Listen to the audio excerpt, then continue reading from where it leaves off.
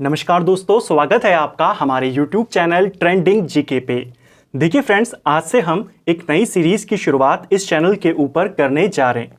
किसी भी कंपटीशन के एग्जाम के लिए जीएस की जो सबसे बेसिक किताब है आपकी लुसेंट सामान्य ज्ञान, इस सीरीज में हम पूरी लुसेंट को बिल्कुल टू द पॉइंट नोट्स के माध्यम से टॉपिक वाइज यहां पर कवर करेंगे।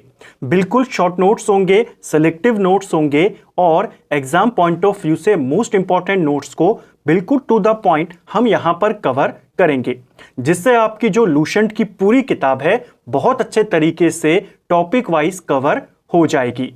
इस सीरीज के अंतर्गत आज हम हिस्ट्री की क्लासेस यहां से शुरू कर रहे हैं। दो पार्ट्स में हम लुसेंट को यहां पर कवर करेंगे।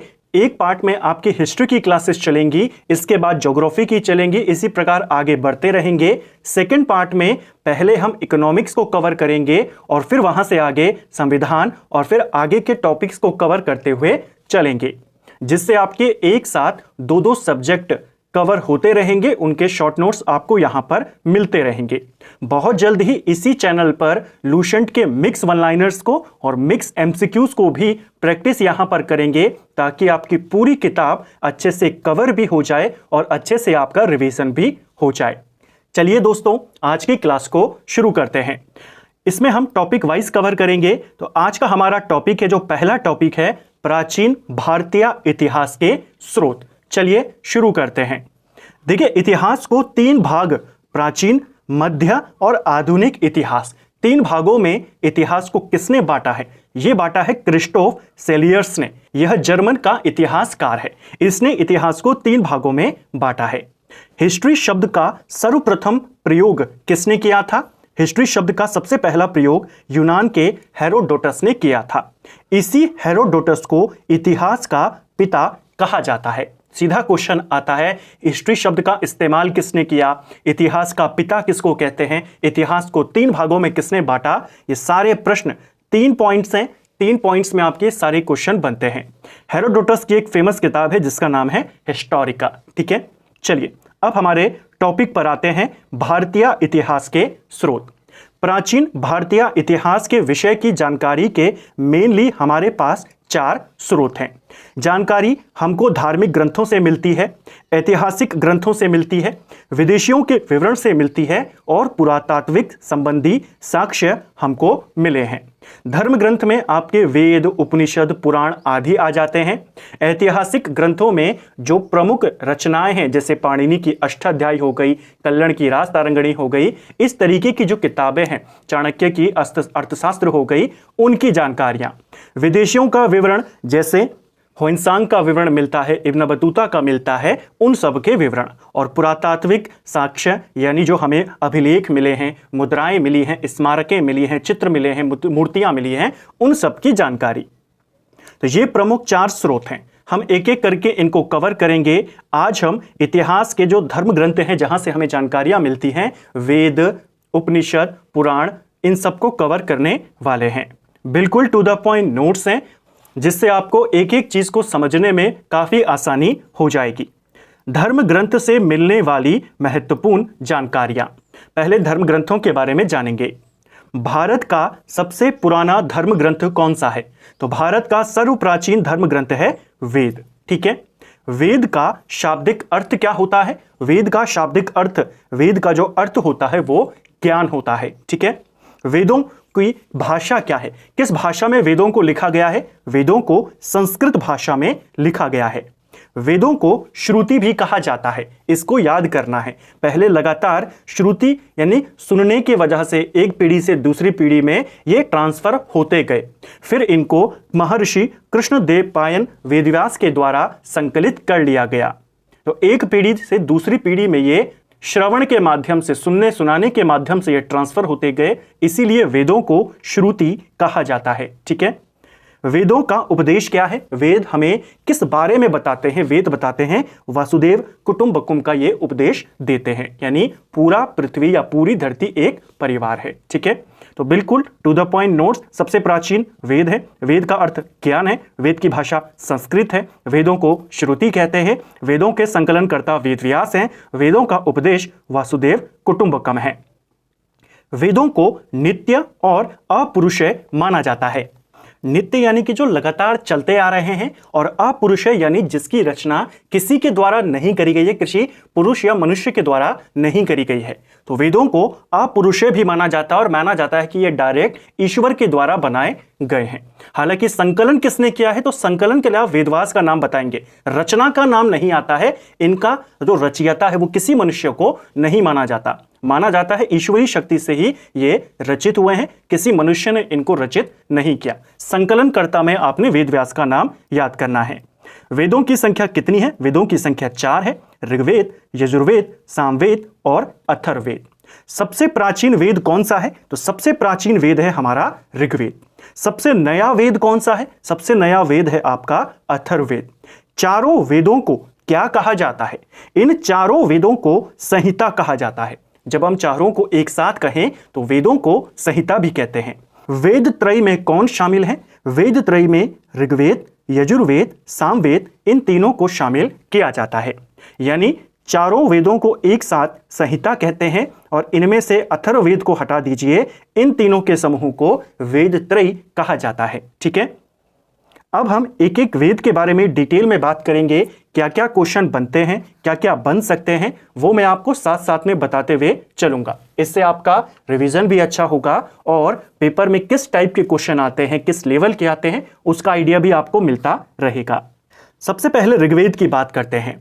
ऋचाओं के यानी मंत्रों के क्रमबद्ध संग्रह को ऋग्वेद कहा जाता है।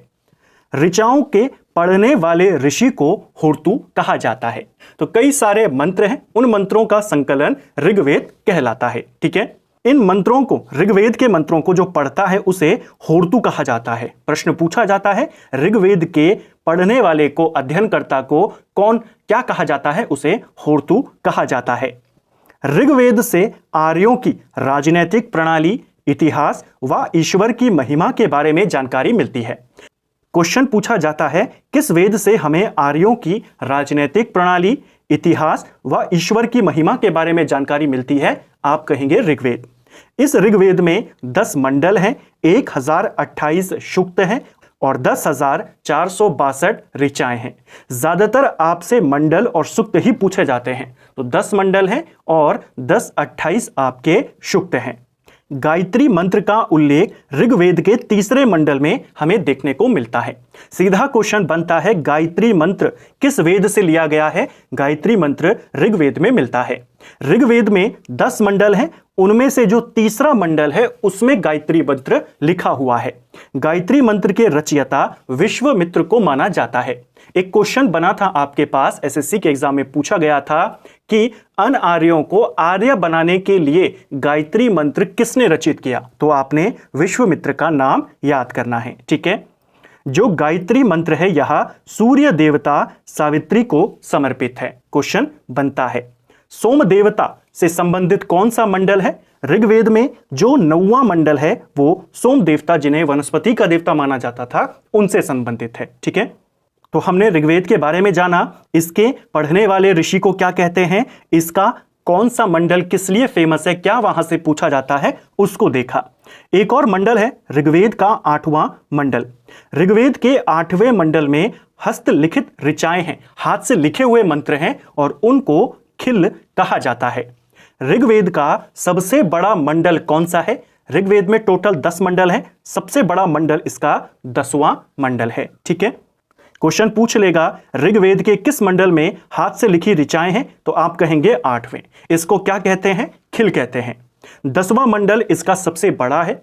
10वें मंडल में प्रमुख सूक्त हैं, जिसको लेकर एक क्वेश्चन हाल ही में आपसे एग्जाम में पूछा गया था कि नासदिया सूक्त किस मंडल में मिलता है? तो नासदिया सूक्त जो ब्रह्मांड के सृजन से संबंधित है, वह ऋग्वेद का ही एक पार्ट है, 10वें मंडल का पार्ट है।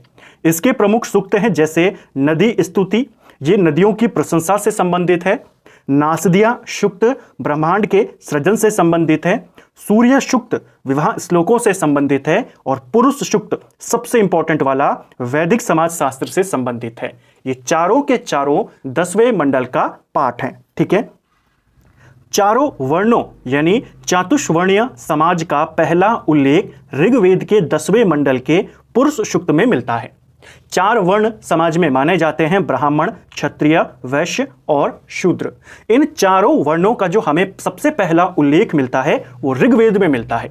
ऋग्वेद के 10वें मंडल में मिलता है और 10वें मंडल में कई सारे इंपॉर्टेंट सूक्त हैं, उसके इस पुरुष सूक्त में मिलता है। तो सीधा क्वेश्चन बनेगा, पुरुष सूक्त किसका पाठ है, किससे संबंधित है, क्यों प्रसिद्ध है, इस टाइप के क्वेश्चन। ठीक है। ऋग्वेद में प्रयुक्त एक शब्द है अधन्य। इसका अर्थ होता है जिसका वध नहीं किया जाता। इसका संबंध किससे है? इसका संबंध गाय से है। प्रश्न ऐसे आता है ये वाला, ऋग्वेद में अधन्य शब्द किसके लिए प्रयोग किया गया है? तो आप कहेंगे गाय के लिए, यानी ऋग्वेद में गाय को न मारे जाने वाला कहा गया है। ठीक है, इसका वध नहीं किया जाता।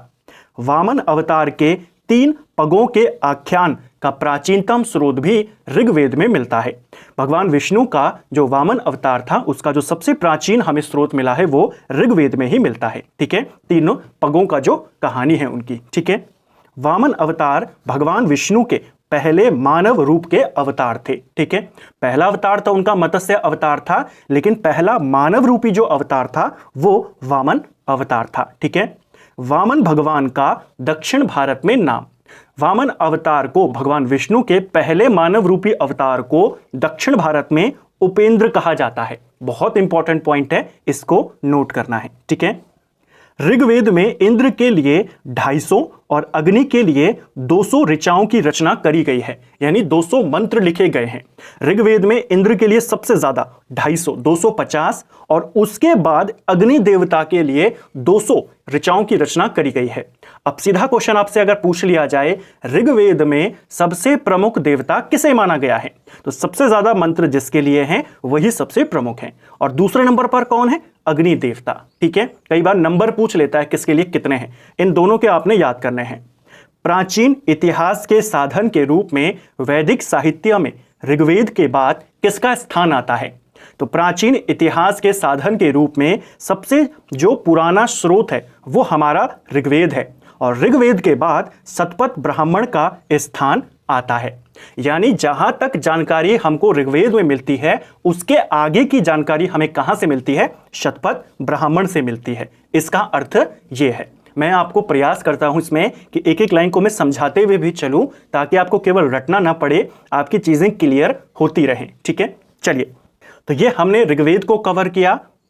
अब बात करेंगे दूसरे प्रमुख वेद की, और जैसा आप देख सकते हैं नोट्स बिल्कुल टू द पॉइंट्स हैं, शॉर्ट से शॉर्ट नोट्स हैं और एक भी इंपॉर्टेंट पॉइंट यहां पर मिस नहीं है।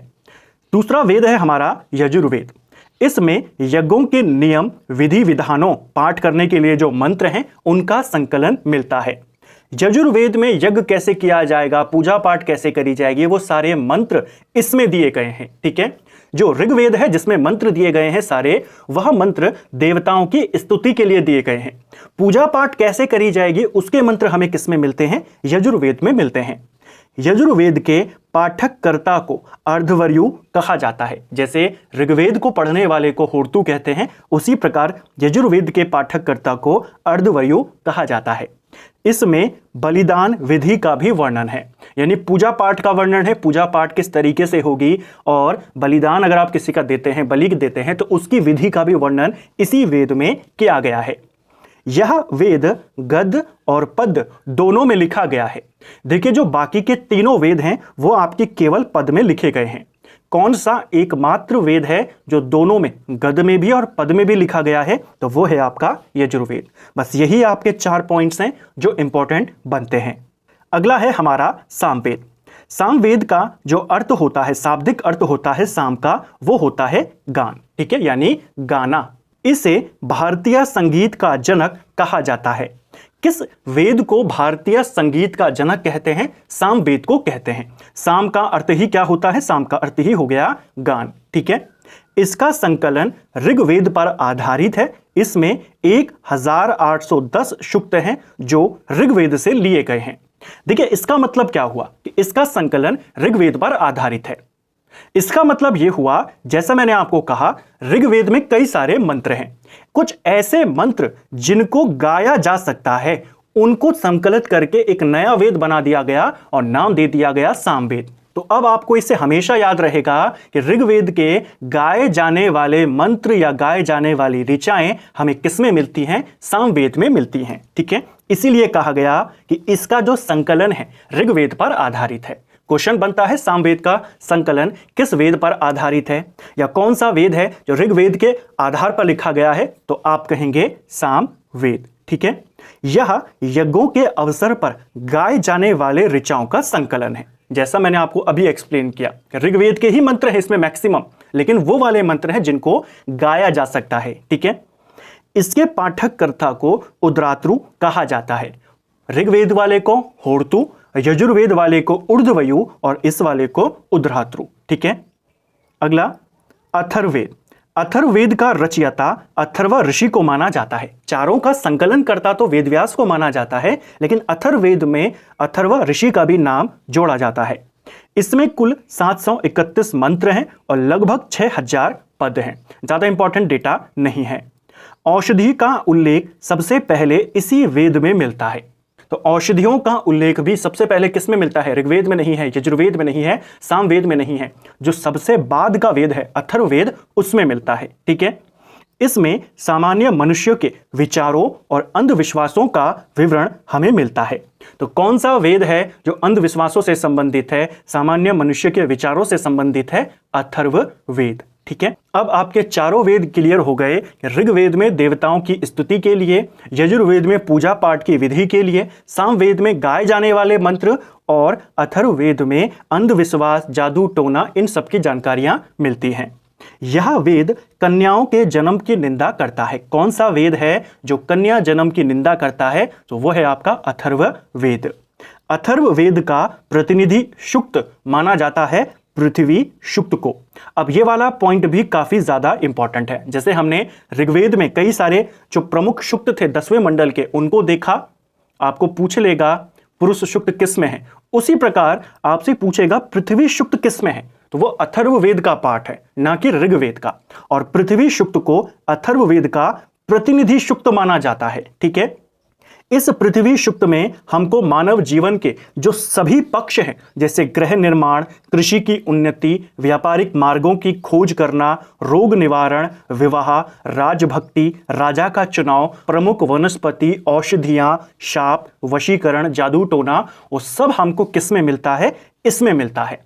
तो जादू टोना, ये सारी चीजें, राजा का चुनाव हो गया, व्यापारिक मार्गों की खोज हो गई, कृषि के बारे में बात हो गई, वो सब किस में है? अथर्ववेद में। और अथर्ववेद के किस में है? पृथ्वी शुक्त में। और इसीलिए पृथ्वी शुक्त को अथर्ववेद का प्रतिनिधि शुक्त कहा जाता है। ठीक है, यह जादू टोना से संबंधित वेद है। जैसे मैंने आपको कहा कि जादू टोना, वशीकरण, अंधविश्वास, ये सब किस में संबंधित है? अथर्ववेद में संबंधित है। इसमें हमें कुरु देश की समृद्धि का चित्रण मिलता है। जो कुरु प्रदेश था उसकी जानकारी हमें, उसकी समृद्धि की जानकारी हमें अथर्ववेद में मिलती है। और अथर्ववेद में कुरुओं का राजा, राजा परीक्षित को कहा गया है अथर्ववेद के अंदर। ठीक है, जो कुरु वंश था, पूरा महाभारत वंश जिससे कौरव और पांडव दोनों निकले, उस वंश की जानकारी हमें इसमें मिलती है। और इसमें कुरुओं का राजा किसको कहा गया है? राजा परीक्षित को कहा गया है, जो महाभारत युद्ध के बाद इसके राजा बने थे। ठीक है, अथर्ववेद में सभा और समिति को प्रजापति की 2 पुत्रियां कहा गया है।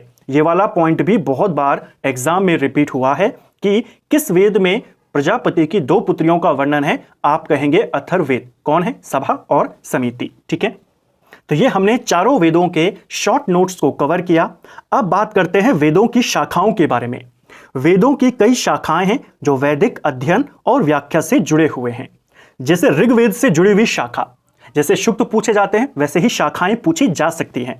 ऋग्वेद की शाखा है, एक ही इंपॉर्टेंट है, शाकल शाखा। ऋग्वेद से जुड़ी एकमात्र जीवित शाखा है शाकल शाखा। तो शाकल शाखा किससे संबंधित है? ऋग्वेद से। और ऋग्वेद से जुड़ी ये एकमात्र जीवित शाखा है। इसी प्रकार यजुर्वेद की है शुक्ल यजुर्वेद, कृष्ण यजुर्वेद शाखा। सामवेद की है कौथुम, रणानियम, जैमिनिया, जैसे तलवाकार भी कहा जाता है। और अथर्ववेद की है शौनक और पेपलाद। ठीक है, तो वेदों की शाखाएं जो वैदिक अध्ययन और उनकी व्याख्या से जुड़ी हैं और किस वेद की कौन सी शाखा है हमने देखा। बाकियों में तो आपकी ज़्यादा शाखाएं हैं, लेकिन जो सिर्फ एक है और जो सबसे प्राचीन वेद की है वो आपके लिए इंपॉर्टेंट हो जाएगी। ठीक है, तो ये हमने वेदों की बात करी। वेदों के बाद ब्राह्मण ग्रंथों, आरण्यकों, उपनिषदों का स्थान आता है। अब हम इनके बारे में जानेंगे, कौन कौन से ब्राह्मण ग्रंथ हैं, कौन हमारे उपनिषद हैं, कौन हमारे आरण्यक हैं। ठीक है, सबसे पहले ब्राह्मण ग्रंथ की बात करते हैं।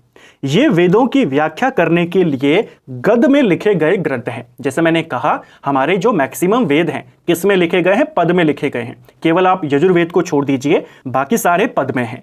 तो वेदों को अच्छे से समझने के लिए, उनकी व्याख्या करने के लिए गद्य में लिखे गए हैं कुछ ग्रंथ, और उन ग्रंथों को ब्राह्मण ग्रंथ कहते हैं। तो सीधा क्वेश्चन, ब्राह्मण ग्रंथ गद्य में है या पद में है? तो आप कहेंगे गद्य में लिखे गए हैं। ठीक है, ब्राह्मण ग्रंथ विधि प्रधान है, जबकि वेद स्तुति प्रधान है। ब्राह्मण ग्रंथों में तौर तरीके आदि बताए गए हैं, जबकि जो वेद हैं हमारे, उसमें केवल पूजा के तरीकों को बताया गया है। एक में देवताओं के बारे में, एक में पूजा करने के तरीकों के बारे में, पूजा के लिए कौन कौन से मंत्र होंगे उनके बारे में, एक में गाए जाने वाले मंत्रों के बारे में, और एक में जादू टोना के मंत्रों के बारे में।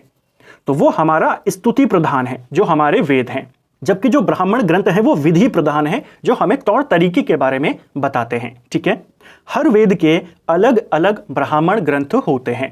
क्वेश्चन बनता है, कौन सा ब्राह्मण ग्रंथ किसका है? इन ब्राह्मण ग्रंथों से राजा परीक्षित के बाद और बिंबुसार के पूर्व की घटनाओं का ज्ञान हमें मिलता है। राजा परीक्षित के बाद की घटनाएं और बिंबिसार के आने से पहले की घटनाएं सब हमें इन्हीं ब्राह्मण ग्रंथों से मिलती हैं। ठीक है, अब जैसा हमने कहा कि हर वेद के अपने अपने ब्राह्मण ग्रंथ हैं। ऋग्वेद के ब्राह्मण ग्रंथ कौन है? ऐत्रेयी और कौशिकी ब्राह्मण। जो ऐत्रेयी ब्राह्मण ग्रंथ है, इसमें राज्य अभिषेक के नियम और कुछ प्राचीन राजाओं के नाम दिए गए हैं। क्वेश्चन बनता है, प्राचीन राजाओं के नाम और राज्य अभिषेक के नियम किस ग्रंथ में मिलते हैं? तो ऐत्रेयी ब्राह्मण ग्रंथ। और ये किसका ब्राह्मण ग्रंथ है? ऋग्वेद का। इनके नाम बहुत आते हैं, ऋग्वेद के ब्राह्मण ग्रंथ, यजुर्वेद के, अथर्ववेद के, इन सब के। यजुर्वेद की बात करें, इसके दो ब्राह्मण ग्रंथ हैं प्रमुख। तैत्रेयी ब्राह्मण ग्रंथ, ऐत्रेयी ऋग्वेद का है और तैत्रेयी यजुर्वेद का है, और दूसरा है शतपथ ब्राह्मण ग्रंथ। शतपथ ब्राह्मण ग्रंथ, जैसा मैंने आपको ऊपर कहा, ऋग्वेद के बाद किसका स्थान आता है? इसी का आता है। और ये किसका ब्राह्मण ग्रंथ है? ये यजुर्वेद का है। ठीक है, वैदिक साहित्य में ऋग्वेद के बाद शतपथ ब्राह्मण का स्थान है। जैसा मैंने कहा, शतपथ ब्राह्मण में स्त्री को पुरुष की अर्धांगिनी कहा गया है। तो किस ग्रंथ में कहा गया है कि स्त्री पुरुष की अर्धांगिनी है? ये कहा गया है शतपथ ब्राह्मण ग्रंथ में। और ये किसका ब्राह्मण ग्रंथ है? यजुर्वेद का ब्राह्मण ग्रंथ है। बिल्कुल सीरियल वाइज ये नोट्स हैं। ठीक है, अगला है सामवेद। सामवेद और अथर्ववेद का एक एक ब्राह्मण ग्रंथ आपको याद करना है। पंचविश ब्राह्मण ग्रंथ ये किसका है? ये सामवेद का है। इसी प्रकार अथर्ववेद का है गौपत ब्राह्मण ग्रंथ। तो शतपथ वाला यजुर्वेद का है, पंचविश आपका सामवेद का है, और गौपत आपका अथर्ववेद का ब्राह्मण ग्रंथ हो जाएगा। इसी प्रकार आरण्यक आते हैं। हमने ब्राह्मण ग्रंथों को देख लिया, कौन सा किस वेद का है वो भी देख लिया। आरण्यक की बात करें, इनकी रचना आरण्यों अर्थात वनों में पढ़ाए जाने के निमित्त होने के कारण इन्हें आरण्यक कहा गया है। यानी इनको वनों में पढ़ाए जाने लायक बनाया गया है और इसीलिए इनको आरण्यक ग्रंथ कहते हैं। तो क्वेश्चन बनेगा, जंगलों में, वनों में पढ़ाने के लिए कौन से ग्रंथ हैं? आरण्यक ग्रंथ। ये ब्राह्मण ग्रंथों के परिशिष्ट के रूप में है, यानी उनके इंडेक्स के रूप में है। ठीक है, आरण्यक ग्रंथ। इनकी संख्या 7 है। इनमें यज्ञ से जुड़े कर्म कांडों की दार्शनिक और प्रतीकात्मक अभिव्यक्ति की जानकारी मिलती है। तो यज्ञों से जुड़े कर्म कांडों की दार्शनिक जानकारी किसमें है? आरण्यक ग्रंथों में है। आरण्यक ग्रंथों को ब्राह्मण ग्रंथों का परिशिष्ट माना जाता है, इंडेक्स माना जाता है। इसमें ज्ञान और चिंतन को प्रधानता दी गई है। ठीक है, इसके अंदर ऋग्वेद के आरण्यक हैं ऐत्रेयी और कौशिकी, सामवेद का है छांदोग्य और जैमिनिया, यजुर्वेद का है वृहद आरण्यक और तैत्तिरीय, और अथर्ववेद का कोई भी आरण्यक ग्रंथ नहीं है। इनके नाम तो पूछे जाते ही हैं, लेकिन ज्यादा इंपॉर्टेंट हो जाएगा ये वाला पॉइंट कि किस वेद का कोई भी आरण्यक ग्रंथ नहीं है, तो आप कहेंगे अथर्ववेद का। ठीक है, अगले हैं हमारे उपनिषद। उपनिषदों को वेदांत भी कहा जाता है। वेदों के अंतिम भाग के रूप में इनकी रचना करी गई, इसीलिए उपनिषदों को वेदांत कहते हैं। टोटल उपनिषदों की संख्या कितनी है? उपनिषदों की संख्या है 108। ठीक है, संख्या पूछी जाती है। उपनिषद का शाब्दिक अर्थ क्या होता है? उपनिषद का शाब्दिक अर्थ होता है समीप बैठना। उप का अर्थ होता है इसमें समीप, नी का अर्थ होता है निष्ठापूर्वक यानी ध्यान लगाकर, और शद का मतलब है बैठना। तो गुरु के समीप बैठना, इसका अर्थ ये लगाया गया है। हालांकि शाब्दिक अर्थ सिंपल क्या है? समीप बैठना या निष्ठापूर्वक समीप बैठना। ठीक है, उपनिषद का अर्थ। इसमें यज्ञ से जुड़े दार्शनिक विचार, शरीर, ब्रह्मांड, आत्मा, ब्रह्मा की व्याख्या करी गई है। अब कुछ वेदों के उपनिषद हैं, पूछे जाते हैं कौन सा उपनिषद किस वेद से जुड़ा हुआ है। ऋग्वेद के उपनिषद ऐत्रेयी और कौशिकी हैं। सामवेद का छांदोग्य उपनिषद, जैमिनिया उपनिषद, केन उपनिषद। यजुर्वेद का बृहदारण्यक उपनिषद, ईशो उपनिषद, कठो उपनिषद, तैत्रेयी, मैत्राणी उपनिषद, श्वेताश्वर। तो मैत्राणी उपनिषद भी और श्वेताश्वर उपनिषद भी, ये सारे किसके हैं? यजुर्वेद के हैं। अभी देखना इनसे क्या क्या क्वेश्चन बनते हैं और क्या क्या आपके बन चुके हैं। अथर्ववेद का है मुंडक उपनिषद, मांडुक्य उपनिषद और प्रश्नो उपनिषद। तो इनके नाम आपने ध्यान रखने हैं, ज्यादातर जो इंपॉर्टेंट है। छांदोग्य पूछा जाता है, ईशो, कठो उपनिषद और मुंडक उपनिषद, बृहदारण्यक, ये वाले ज्यादा पूछे जाते हैं। अब इनसे क्या क्या क्वेश्चन बने हैं उनको देखिए। किस उपनिषद में चारों आश्रमों का उल्लेख मिलता है? एक प्रमुख उपनिषद है हमारा जबालो उपनिषद। इसमें हमें चारों आश्रमों की जानकारी मिलती है। भारत का आदर्श वाक्य सत्यमेव जयते, यह भी हमें एक उपनिषद से मिला है। उपनिषद का नाम है मुंडको उपनिषद। भारत का जो आदर्श वाक्य है सत्यमेव जयते, वो यहां से मिला है। सबसे पहले भक्ति शब्द हमें उपनिषदों से ही मिला है और भक्ति शब्द का पहला उल्लेख श्वेताश्वर उपनिषद में हुआ है। नचिकेता और यम, इन दोनों का जो संवाद है वो भी हमें एक उपनिषद से मिला है, कठो उपनिषद से। इसी प्रकार गीता का निष्काम कर्म का उल्लेख, यानी अपना काम करते रहिए, उसका उल्लेख भी हमें किसमें मिला है? ईशो उपनिषद में मिला है। ये कुछ प्रमुख उपनिषद हैं जो पेपर में पूछे गए हैं। इसके अलावा लास्ट में पुनर्जन्म का सिद्धांत, ये किस उपनिषद में मिला है? ये हमको बृहदारण्यक उपनिषद में मिला है। उपनिषदों को लेकर के ये कुछ इंपॉर्टेंट पॉइंट। चारों आश्रमों का उल्लेख किसमें है? जबालो उपनिषद। भक्ति शब्द का उल्लेख किसमें है? श्वेताश्वर उपनिषद। यम और नचिकेता का संवाद किसमें है? कठो उपनिषद। सत्यमेव जयते किसमें है? मुंडको उपनिषद।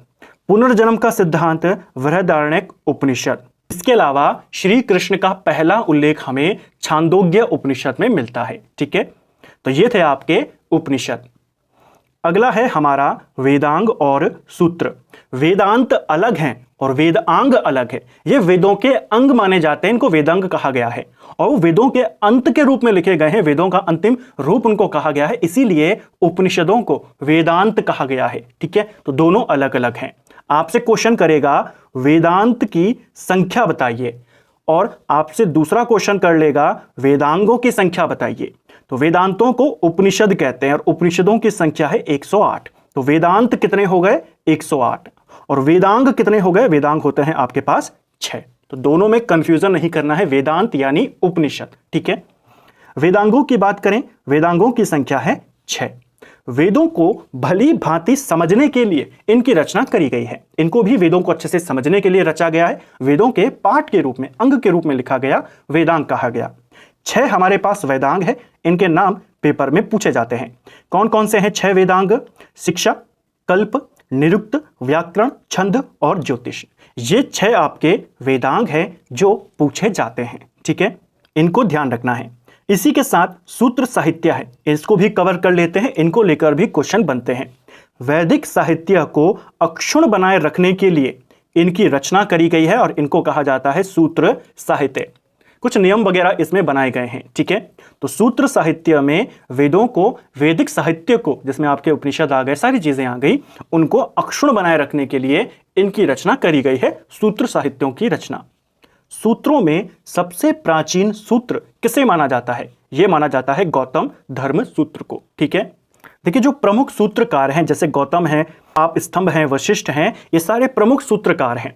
इनमें जो सबसे प्राचीन माने गए हैं वो गौतम को माना गया है और इनका जो सूत्र है गौतम धर्म सूत्र, इसे सबसे प्राचीन सूत्र माना गया है। जैसे हम स्मृति की बात करते हैं तो सबसे प्राचीन स्मृति कौन है? मनुस्मृति। उसी प्रकार सबसे प्राचीन सूत्र कौन है? गौतम धर्म सूत्र। ठीक है, इसके बाद आते हैं पुराण।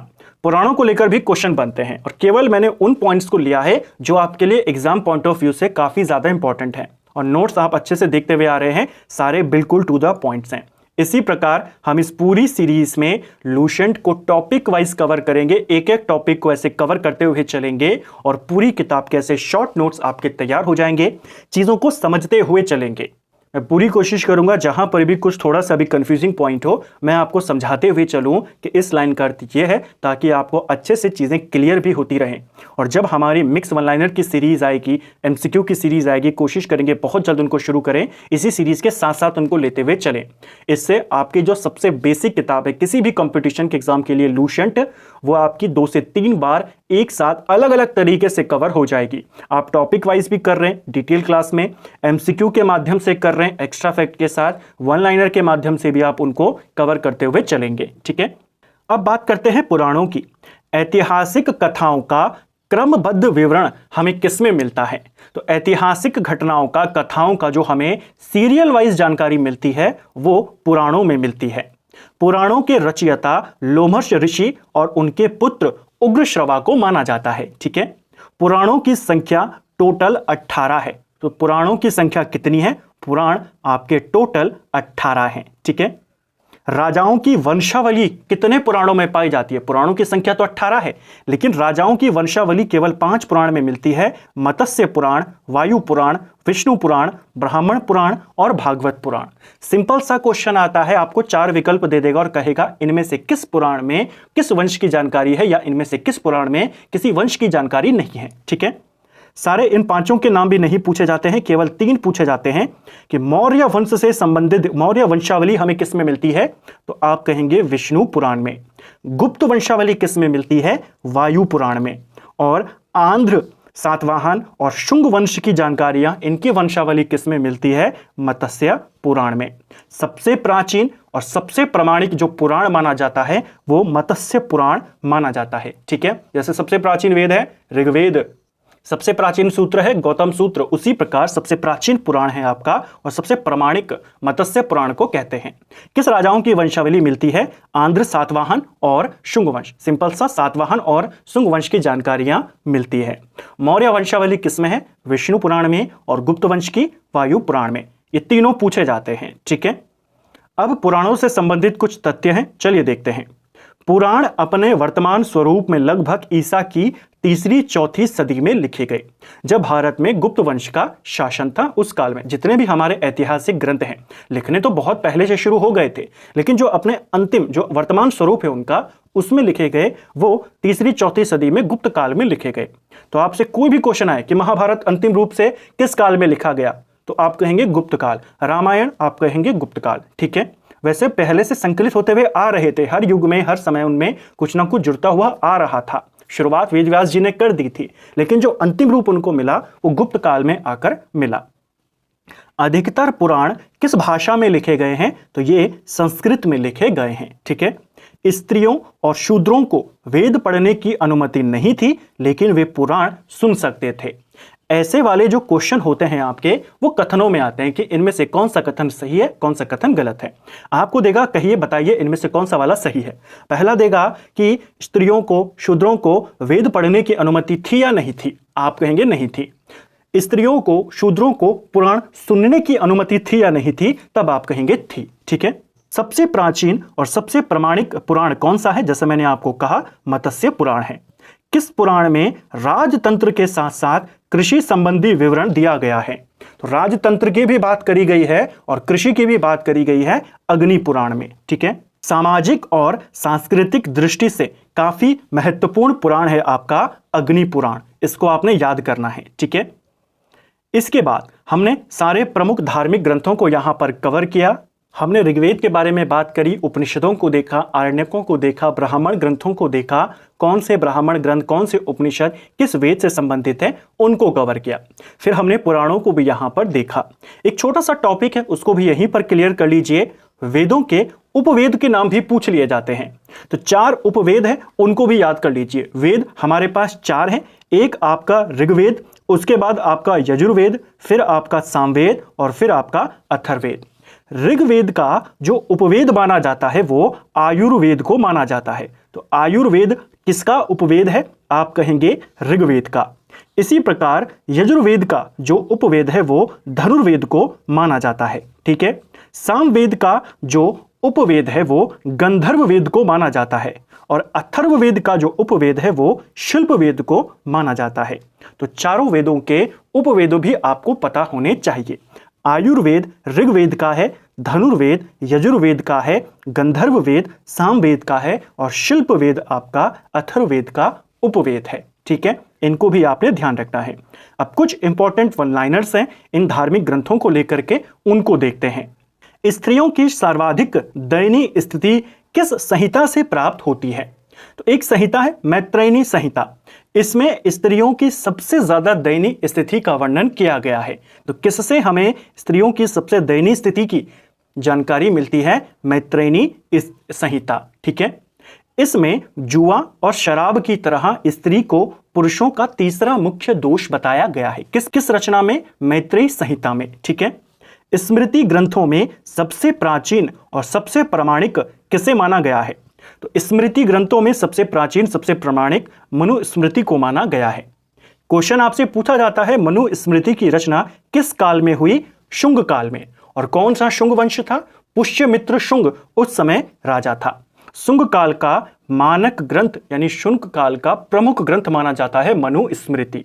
तो क्वेश्चन ध्यान रखेंगे, मनुस्मृति सबसे प्राचीन स्मृति ग्रंथ है। शुंग काल में पुष्यमित्र शुंग के टाइम पीरियड में इसे लिखा गया। कई बार क्वेश्चन ऐसे भी आता है कि बताइए मनुस्मृति से हमें किस काल की जानकारी मिलती है? अब लिखी शुंग काल में है तो शुंग वंश से ही संबंधित होगी, शुंग काल की जानकारी ये ज्यादा देगा। ठीक है। गुप्त काल की जानकारी हमें किससे ज्यादा मिलती है? एक और स्मृति ग्रंथ है नारद स्मृति और इसमें हमें गुप्त काल की जानकारियां मिलती हैं। ठीक है, तो इसको भी आपने याद करना है। तो फ्रेंड्स, ये था हमारा आज का वीडियो जिसमें हमने भारतीय इतिहास के जो स्रोत हैं और उसमें जो धार्मिक ग्रंथ हैं, वेद, पुराण, स्मृति, सूत्र, उपनिषद, वेदांत, उन सबको यहाँ पर बिल्कुल टू द पॉइंट के साथ इस वीडियो में कवर किया। उम्मीद करता हूँ आपको आज का वीडियो पसंद आया होगा। अगर आपको ये वीडियो पसंद आई है, हमारे जो बिल्कुल टू द पॉइंट नोट्स हैं आपको पसंद आए हैं, तो वीडियो को लाइक करें। इस सीरीज़ को अगर आप पसंद करते हैं तो मैं कोशिश करूँगा इसको रेगुलर बेस पर चलाने की, ताकि बहुत जल्द हम लुसेंट पर अपनी ऐसी कमांड कर लें कि आपको सारी चीज़ें बहुत अच्छे से याद हो जाएं, सारी चीज़ें आप बहुत अच्छे से समझ जाएं। अपने दोस्तों के साथ भी वीडियो को शेयर ज़रूर करें। Thank you friends.